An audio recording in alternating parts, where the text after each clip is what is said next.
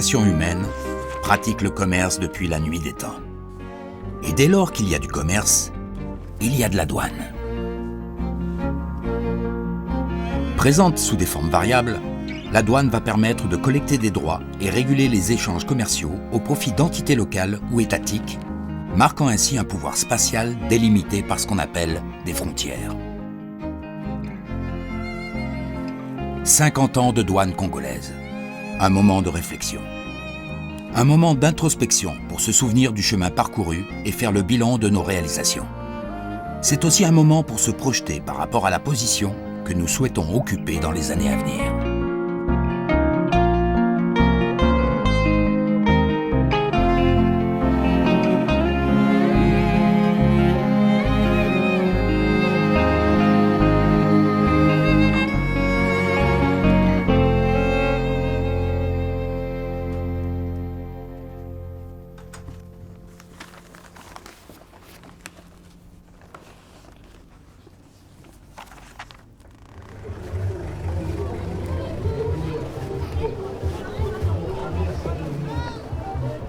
Bien, au début, je ne savais pas ce que c'était la douane, hein. J'étais étudiant, je ne savais pas que c'est la douane.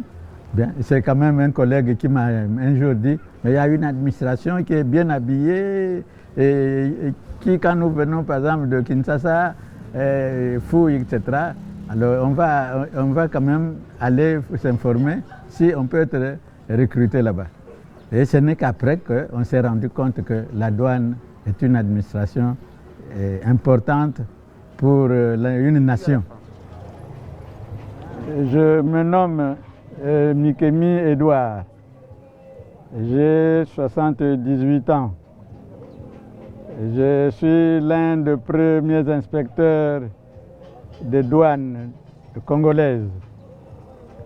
J'ai servi mon pays pendant 35 ans. Et je suis actuellement à la retraite. Dans le temps, quand nous sommes arrivés en douane, la douane était une administration inter-État. Donc nous formions une union douanière. Donc il n'y avait pas ce qu'on pouvait appeler les douanes congolaises, puisque la douane travaillait pour les autres États de l'ancien AF. C'est-à-dire les marchandises des autres États pouvaient être dédouanées à Pointe-Noire, par exemple, et les recettes également perçues à Pointe-Noire. Il y a eu le monsieur Okabe Saturnin qui avait été nommé à Brazzaville, d'abord chef du bureau. Donc nous étions deux chefs du bureau, moi à Pointe-Noire et monsieur Okabe à Brazzaville. Et puisque à cette époque, il y avait deux bureaux principaux. On n'avait pas encore la direction nationale des douanes. On avait deux bureaux principaux, celui de Pointe-Noire et celui de Brazzaville. Bien, celui de Pointe-Noire dirigeait les douanes jusque dans le Niari, jusqu'ici. Celui de Brazzaville dirigeait les douanes dans la partie nord du pays et dans le Poul. En 1964, lorsqu'on va créer la direction nationale des douanes, bien, M. Okabe va passer directeur, mais je suis maintenu à Pointe-Noire parce que c'était quand même le bureau le plus important. Avant la colonisation française, le territoire actuel du Congo était occupé par plusieurs entités politiques. Le royaume Téké dans une partie des régions actuelles du Poul et des Plateaux, et plusieurs royaumes issus de la désagrégation de l'Empire Congo dans le sud. Au moment de la colonisation et après les campagnes d'exploration de Savorgnan de Brazza, l'influence française s'étend à l'intérieur du continent, au sein du Congo français. En 1910, le Congo français est transformé en fédération de l'Afrique équatoriale française et comprend 3 colonies et un territoire militaire. Le Gabon, le Moyen-Congo, l'Oubangui-Chari, le Tchad. En 1959, fut créée une union douanière et économique d'Afrique centrale, réunissant les anciennes colonies d'Afrique équatoriale française. Elle supprima la direction des bureaux communs et laissa à chaque direction nationale le soin de conduire elle-même ses destinées dans le nouveau cadre tracé par l'UDEAC. On peut dire que les douanes congolaises sont nées en 1964, lorsqu'on va nommer des directeurs à la tête de chaque administration douanière de chaque État. C'est ainsi que naquit la douane congolaise.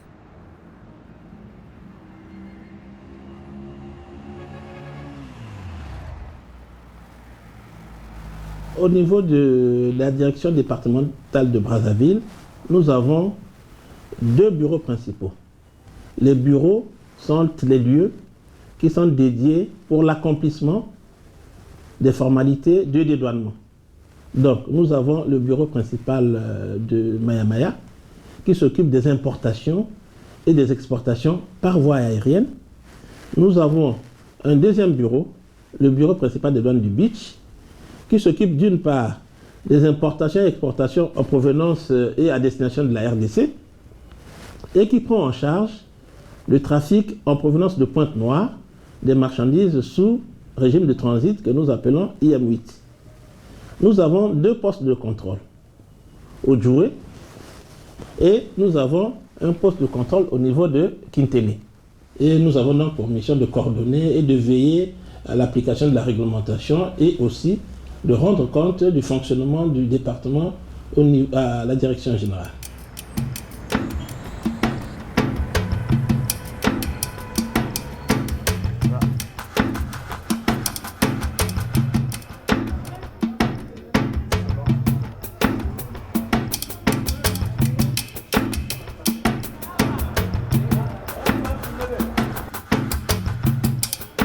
Je suis Monsieur Serge Boundou, je suis inspecteur de douane, je suis chef de tente du magasin Congo en ligne à l'aéroport Maya-Maya de Brazzaville.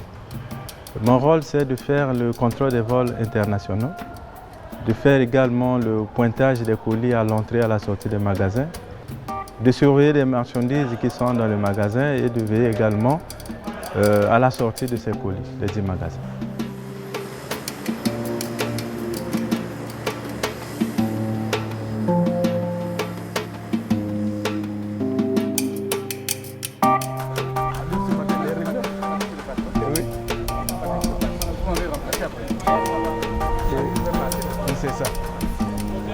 Ici, c'est le service des opérations commerciales. Ce bâtiment-là a été érigé depuis la colonisation. Depuis la colonisation, ce bâtiment a été érigé. Donc ici, ce bâtiment abrite les services des opérations commerciales. C'est des services qui font la liquidation. C'est les services de première ligne, le service des contrôles immédiats. Ici, là. Ici, c'est un port à passagers. Donc nous avons une brigade touristique qui est installée ici et qui fait le contrôle des voyageurs et de leurs bagages.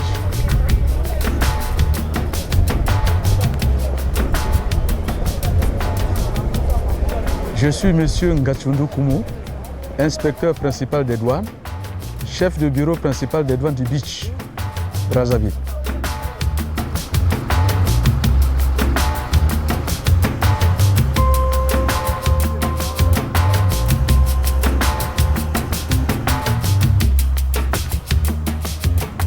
Je suis le chef de parc adjoint, parc à conteneurs. Ici, nous recevons les conteneurs qui viennent de Pointe-Noire et les conteneurs sous douane et les conteneurs déjà dédouanés à Pointe-Noire. Et nous sommes ici, nous assurons la surveillance du parc et la sortie des marchandises. Parfois, on déporte ici, parfois, on vient sortir les conteneurs pour les amener à l'extérieur.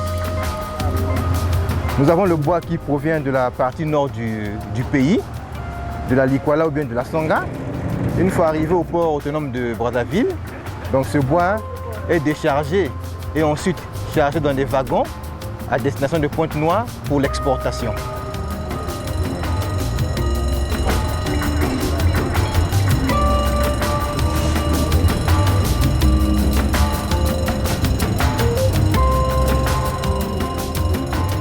Le port de la tenue de douane était négligé, mais le directeur général Onanga est venu revaloriser le port de la tenue. Vraiment, c'est un grand exploit.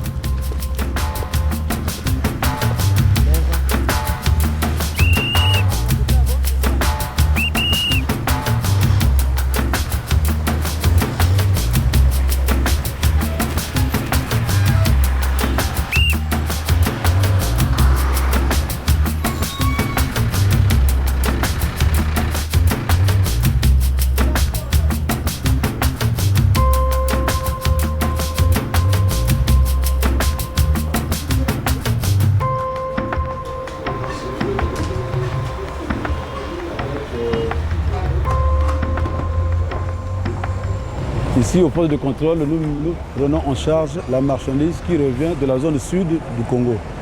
Elle peut revenir du Gabon, elle peut revenir de Pointe-Noire. C'est ça notre mission, d'enregistrer les documents qui accompagnent la marchandise. À l'entrée en douane, de suivre une formation militaire. À l'époque, j'étais timide, j'étais un grand peureux. Mais quand j'ai fait l'armée, et puis on nous faisait des tests pratiques sur le fleuve Congo. Donc vous montez sur la pirogue la nuit, 0h, 1h du matin, sans lumière, pour attendre les contrebandiers qui reviennent de la RDC. Donc ce sont là des périodes qui m'ont épanoui, qui m'ont ouvert les yeux. À l'époque, j'avais peur. Mais avec la formation militaire, on les bravait, on les arrêtait, quel que soit leur gabarit, puisqu'on était armés. Ouais. Je suis le capitaine Jean Gawala, chef de poste de contrôle de douane de Djoué. Je suis à mes 32 ans de douane. Dans 2 ou 3 ans, je vais à la retraite.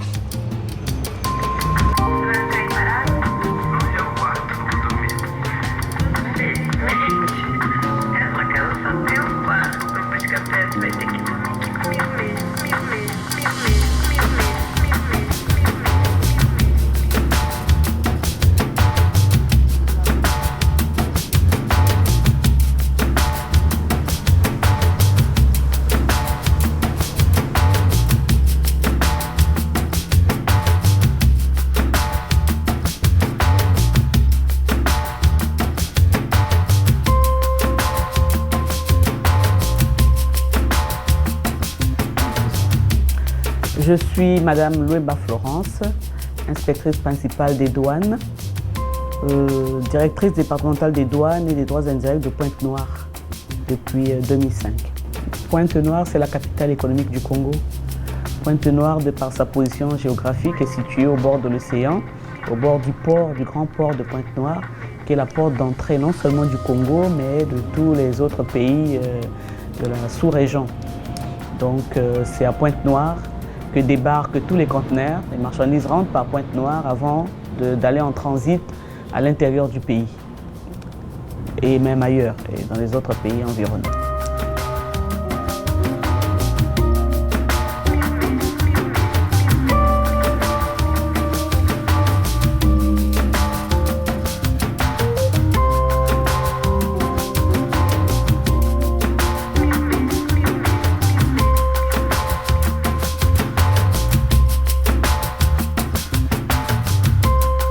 Donc c'est une photo d'archive, c'est une très très vieille photo que nous avons retrouvée.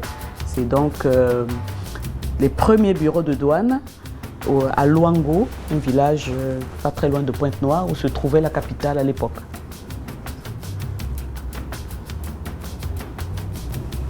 Une douane moderne, c'est une douane qui sait allier donc le contrôle, qui est notre métier de base, et la fluidité, la célérité et l'efficacité des contrôles.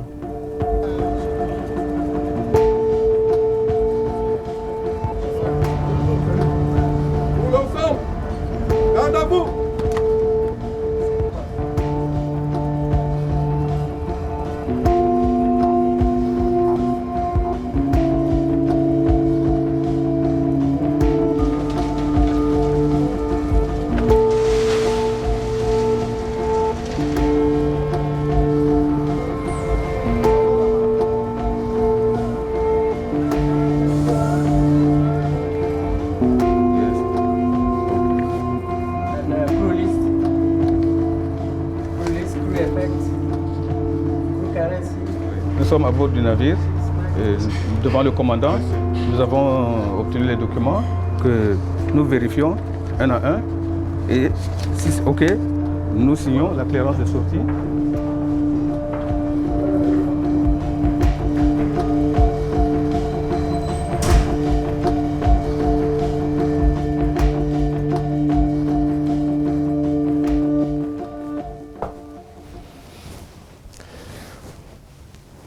Je suis Jean-Alfred Onanga, directeur général des douanes congolaises. Évidemment, on ne peut pas aller à l'émergence sans qu'il y ait des séries de mesures en amont. D'abord, la toute première mesure, c'était mettre en place le comité de modernisation des douanes congolaises. Les flux et reflux du commerce international sont en perpétuelle mutation. C'est dans ce cadre que la Direction générale des douanes congolaises a mis en place un comité en charge de sa modernisation. Celui-ci a comme objectif la refonte du dispositif du contrôle douanier, le renforcement de la surveillance douanière, le développement de l'approche partenariale douane-entreprise du secteur privé et public. Pour ce faire, la douane congolaise a décidé de s'informatiser, s'est dotée d'équipements adéquats, a renforcé la bonne gouvernance en son sein, a réformé son cadre juridique et a valorisé ses ressources humaines.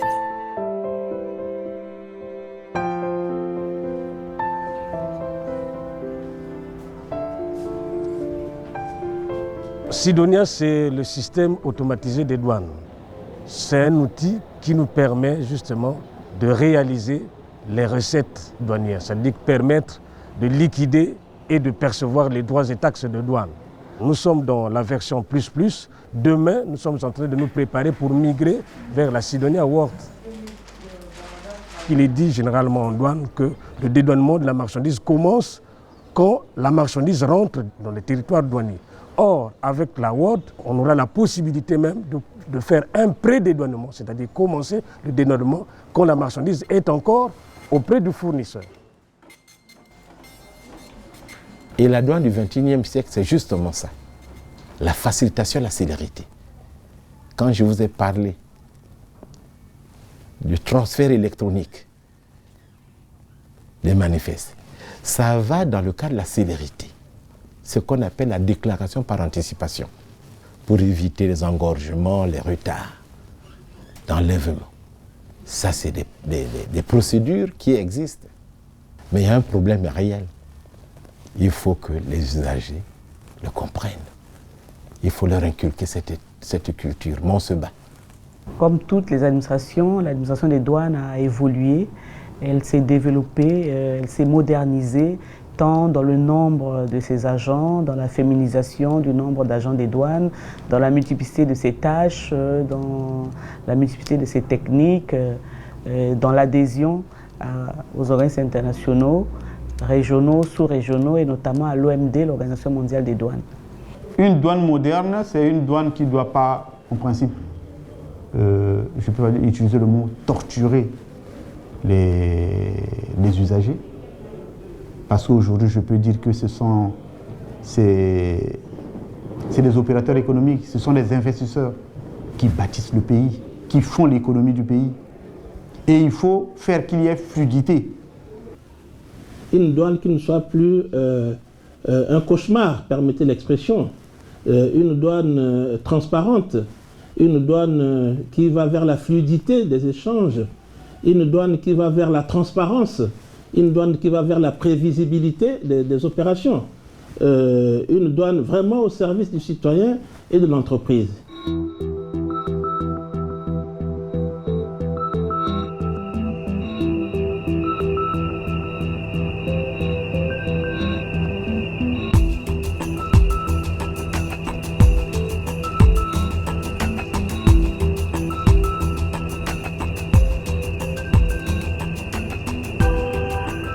Il y a eu un rapprochement entre les éléments de la déclaration qui est affiché sur cet écran et les images après scanning. Il y a eu des meubles qu'on a retrouvés dans le conteneur alors que dans le dossier, les meubles ne sont pas déclarés. Mais vu les images ici, facilement, voilà, ce sont les meubles. Mais ici, les meubles dans le dossier n'existent pas.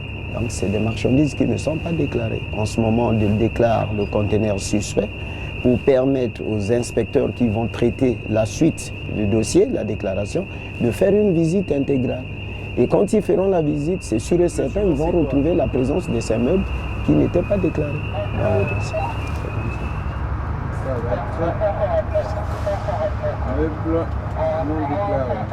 En une journée, nous pouvons scanner une moyenne de 100 conteneurs par jour. Et ça facilite parce qu'en une journée, on peut faire le travail et libérer la marchandise. Il y a la célérité, il y a la facilitation.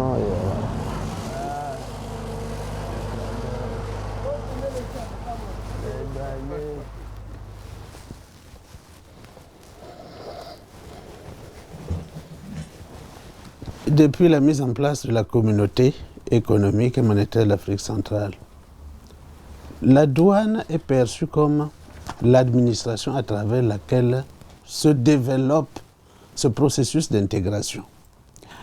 En douane, vous avez, vous voyez toute la documentation qui est derrière moi, vous avez un tarif CEMAC, vous avez un code de douane CEMAC, vous avez une réglementation douanière CEMAC. C'est au niveau de la CEMAC qu'on décide des politiques pour aller vers l'adhésion à certaines conventions internationales, pour éviter d'aller comme un rang dispersé. La Communauté économique et monétaire de l'Afrique centrale est une organisation régionale regroupant plusieurs pays d'Afrique centrale créée pour prendre le relais de l'Union douanière et économique de l'Afrique centrale. Elle a pour mission d'établir une union de plus en plus étroite entre les peuples des États membres pour raffermir leur solidarité géographique et humaine, de promouvoir les marchés nationaux par l'élimination des entraves au commerce intercommunautaire, la coordination des programmes de développement et l'harmonisation des projets industriels, de développer la solidarité des pays membres au profit des pays et régions défavorisés et de créer un véritable marché commun africain. La douane aujourd'hui se construit dans les États, c'est vrai, mais beaucoup plus dans les communautés économiques régionales. Et les communautés économiques régionales sont comme des ambassades de l'Organisation mondiale des douanes pour la mise en œuvre de certaines politiques pour aller vers une intégration douanière mondiale. Une douane moderne, c'est être en phase avec les recommandations des institutions internationales. Voilà ce qu'on entend par douane moderne, douane du XXIe siècle.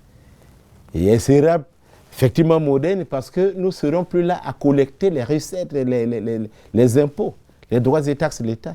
Ce seraient nos missions, ce seraient les missions de la surveillance, d'où il nous faut aujourd'hui créer dans tous les départements douaniers des vrais services de surveillance. C'est ça la douane moderne.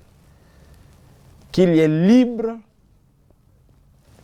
échange avec les autres pays de la région. La douane congolaise exerce une triple mission. La collecte fiscale, la lutte contre la fraude et les trafics internationaux, et enfin la protection des citoyens et de l'environnement. La réalisation des bons résultats d'une administration dépend de la qualité des hommes et des femmes qui l'animent. Une douane moderne place la gestion des ressources humaines au cœur de sa stratégie de modernisation. Le personnel est considéré désormais comme une ressource fondamentale de l'administration. Aux jeunes douaniers qui commencent, je leur demanderai d'aimer le métier, d'accepter de se former, de respecter l'éthique, la déontologie du métier, d'être patient, persévérant. Les jeunes douaniers, parce que y a ceux qui viennent maintenant par intérêt, ceux qui voient d'abord les avantages qu'ils ont eus. Nous, ce n'était pas ça. Nous, c'était d'abord servir le pays, puisque nous étions des premiers. Bien, à côté des Français qui nous apprenaient le travail, bien, nous, on devait d'abord penser à la nation. Le conseil que nous pouvons donner aux jeunes actuellement, c'est d'abord de servir son pays avant de penser à ses intérêts personnels. Le conseil à prodiguer à ceux qui arrivent aux douanes ou qui aspirent à devenir des douaniers, c'est d'abord ça. Avoir l'amour du pays. Et on a servi le pays. Le pays d'abord. Le pays d'abord. Bien. Et aux deux, c'est dire qu'on a une mission.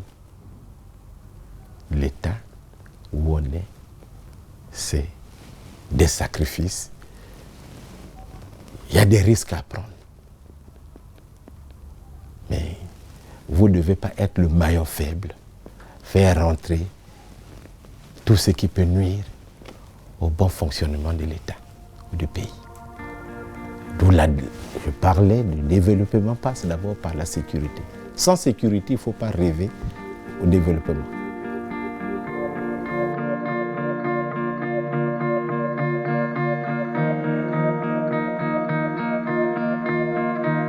Dans un monde en mutation rapide, il faudra conduire avec dynamisme la modernisation et la connectivité. Les frontières se séparent et les douanes se rapprochent.